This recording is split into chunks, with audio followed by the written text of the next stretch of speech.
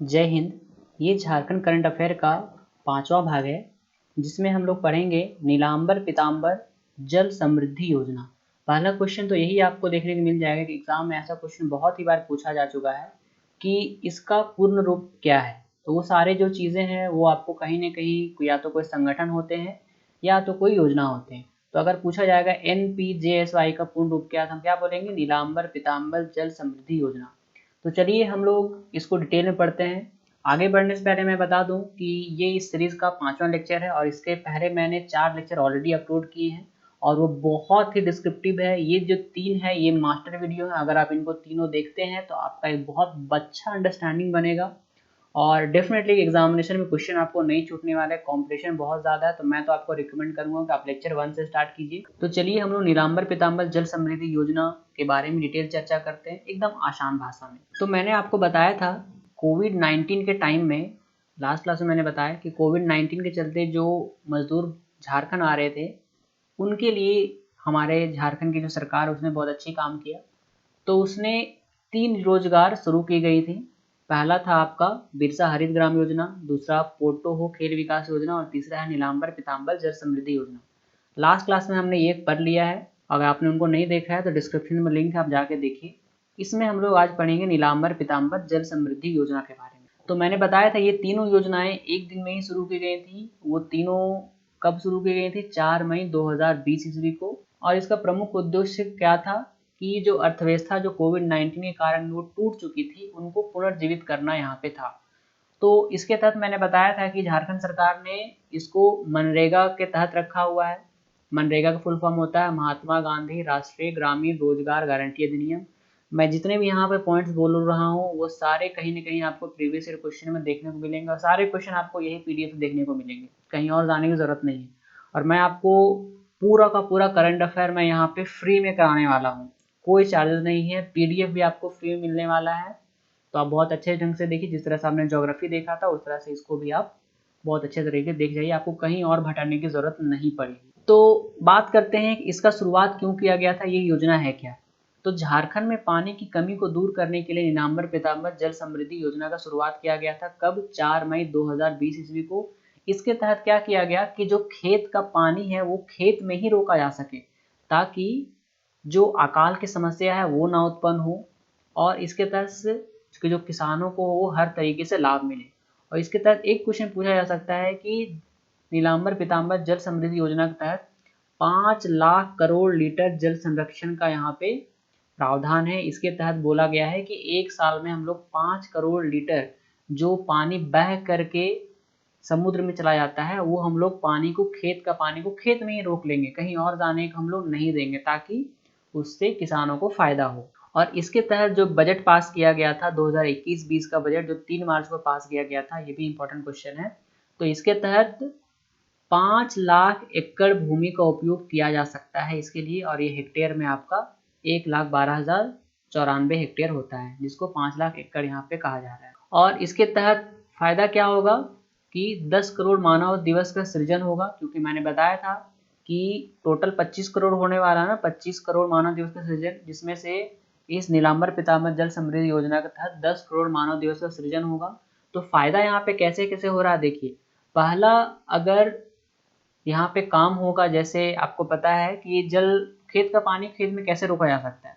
मान लीजिए कि ये मेरा खेत है और खेत का पानी क्या किया जाएगा, यहाँ पे रोकने का मतलब है कि सामने यहाँ पे एक, जिसको डोभा बोला जाता है, ठीक है, जिसको डोभा, डोभा मतलब होता है एक तालाब का एक छोटा रूप, तो वहाँ पे संग्रहित किया जाएगा पानी को और वहाँ से लोग खेत में इसको खेती कर सकेंगे।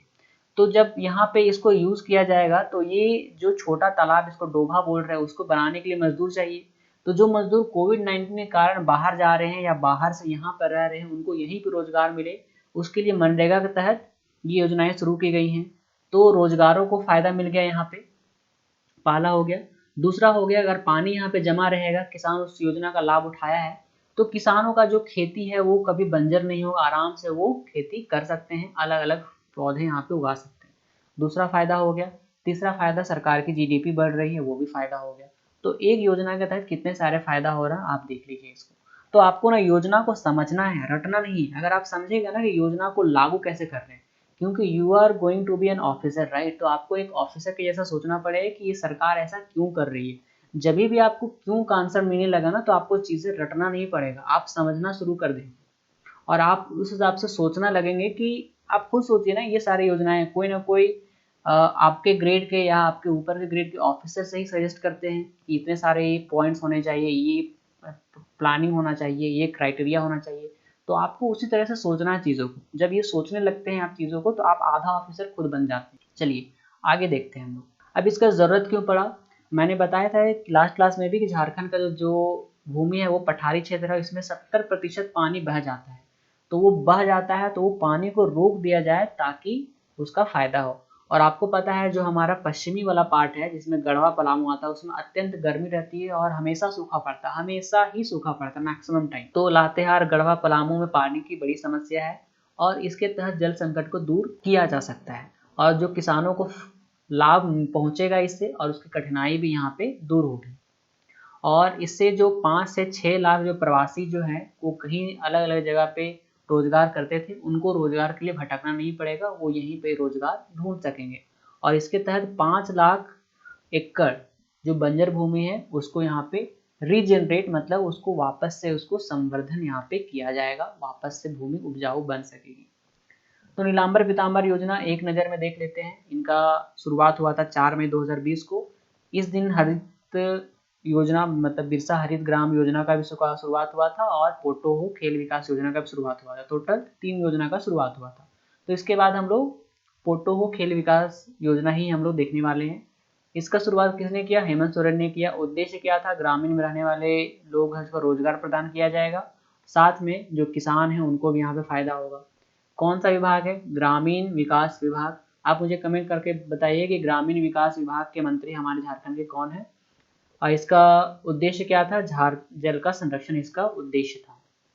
तो ये आप फोटो यहाँ पे देख पा रहे हैं कि ये देखिए ये यहाँ पे खेत है, तो ये सारे खेत है, तो यहाँ पे देखिए ये खेतों का पानी खेत में ही रह रहा है, तो ये एक तरह का डोभा है आप देख पा रहे हैं। तो इसको जब भी हम लोग चाहें यहाँ पे इस्तेमाल किया जा सकता है और इससे किसानों को भी फायदा मिलेगा और जो रोजगार है वो भी बढ़ेगा। और अगर आप कोई झारखंड के एग्जाम की तैयारी कर रहे हैं, जैसे सीजीएल, एक्साइज या एलडीसी, वो सारे कोर्सेज हमारे ऐप पे अवेलेबल है। खोरठा नागपुरी लैंग्वेज पेपर भी अवेलेबल है। तो बहुत सारे कोर्सेज अवेलेबल है और वो एक्सपर्ट के द्वारा तैयार किए जाते हैं। तो विशेष ऑफर के लिए आप कांटेक्ट कर सकते हैं इन नंबरों पे। और अगर आपको इसका पीडीएफ चाहिए जो बहुत अच्छे ढंग से डिज़ाइन किया गया है, मैंने ही उसको खुद डिज़ाइन किया है, तो उसके लिए आपको टेलीग्राम में ज्वाइन करना पड़ेगा। टेलीग्राम का लिंक डिस्क्रिप्शन में दिया गया है। या फिर अगर आपको एक जगह सारे पीडीएफ चाहिए तो एप्लीकेशन में पीडीएफ नोट्स का एक सेक्शन है, वहाँ पे आप जा करके सारे पीडीएफ को आप डाउनलोड कर सकते हैं फ्री ऑफ कॉस्ट। तो मिलते हैं नेक्स्ट लेक्चर में, तब तक के लिए धन्यवाद। All the best.